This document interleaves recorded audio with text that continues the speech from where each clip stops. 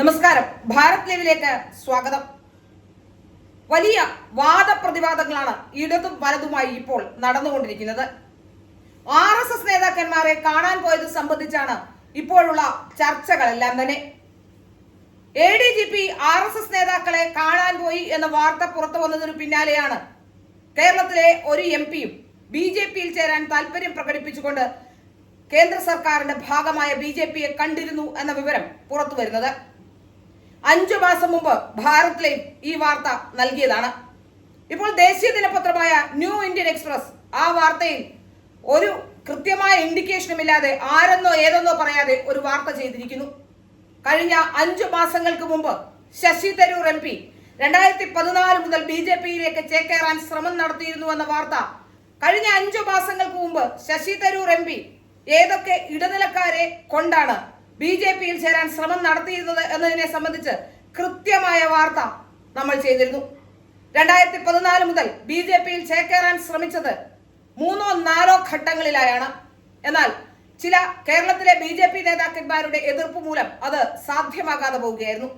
തിരുവനന്തപുരത്ത് മത്സരിക്കണമെന്ന ആവശ്യം തരൂർ മുൻപോട്ട് വെച്ചിരുന്നു എന്നതാണ് സൂചന.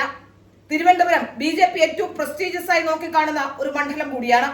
അതുമാത്രമല്ല, ഏറ്റവും മികച്ച സ്ഥാനാർത്ഥിയെ തിരുവനന്തപുരത്തേക്ക് അയക്കണമെന്ന് സംസ്ഥാന നേതൃത്വവും ആവശ്യപ്പെട്ടിരുന്നു. അങ്ങനെയാണ് രാജീവ് ചന്ദ്രശേഖറിന് നറുക്കു വീണത്.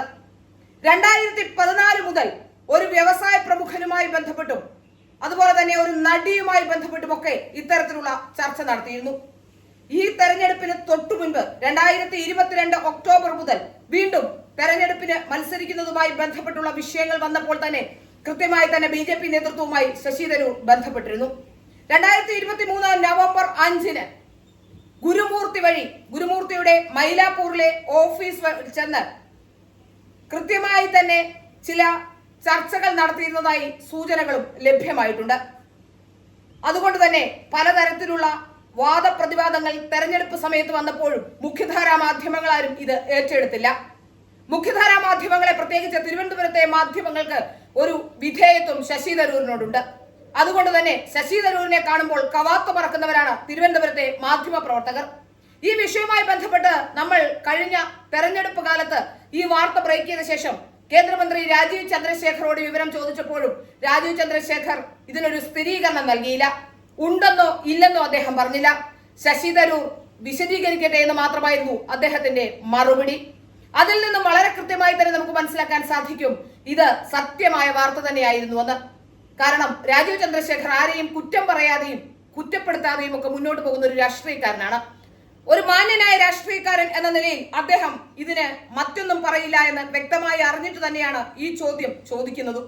പക്ഷേ അദ്ദേഹത്തിൽ നിന്ന് കിട്ടിയ ആ മറുപടി മാത്രം മതിയായിരുന്നു ഇതിനൊരു സ്ഥിരീകരണം ഉണ്ടാകാൻ. കാരണം അദ്ദേഹം ഇല്ല എന്നോ അങ്ങനെ ഒരു ചർച്ചയെ നടന്നിട്ടില്ല എന്നോ അദ്ദേഹം പറഞ്ഞിട്ടില്ല. അത് ശശി തരൂർ വിശദീകരിക്കട്ടെ എന്ന് മാത്രമാണ് പറഞ്ഞത്. ബാക്കി എല്ലാ വാർത്തകൾക്കും കേസ് കൊടുക്കുന്ന ശശി തരൂർ ഈ വാർത്തയുടെ കാര്യത്തിൽ ഒരു അനക്കവും ഉണ്ടായില്ല. ഞാൻ ഈ വാർത്ത ചെയ്യുമ്പോൾ തന്നെ പറഞ്ഞിരുന്നു അങ്ങനെ ഒരു സംഭവം ഇല്ല എങ്കിൽ ശശി തരൂർ കേസ് നൽകട്ടെ എന്ന്. എന്നാൽ ശശി തരൂർ മറ്റു പല വാർത്തയ്ക്കുമെതിരെ കേസ് കൊടുത്തപ്പോഴും ഒരു റിലവൻസും ഇല്ലാത്ത വാർത്തയും വെച്ചുകൊണ്ട് കേസ് കൊടുത്തപ്പോഴും ഈ വാർത്തയുമായി ബന്ധപ്പെട്ട് ഒരു തരത്തിലുള്ള, എന്നാൽ ശശി തരൂർ തന്നെ ബാധിക്കാത്ത അല്ലെങ്കിൽ ചെറിയ രീതിയിൽ ഏതെങ്കിലും തരത്തിലുള്ള വാർത്തകൾക്ക് പോലും കേസ് കൊടുക്കുന്ന, ഇല്ല തെരഞ്ഞെടുപ്പ് കാലത്ത് കേസ് കൊടുത്തിരുന്ന ശശി തരൂർ ഈ വാർത്തയ്ക്കെതിരെ ചെറുവിരൽ പോലും അനക്കിയില്ല.